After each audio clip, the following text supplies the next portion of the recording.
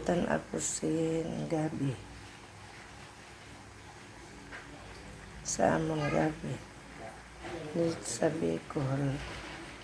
Natong yan ko ng sili. Tapos ang bangot ko, body, para masarap ang gulay na gabi.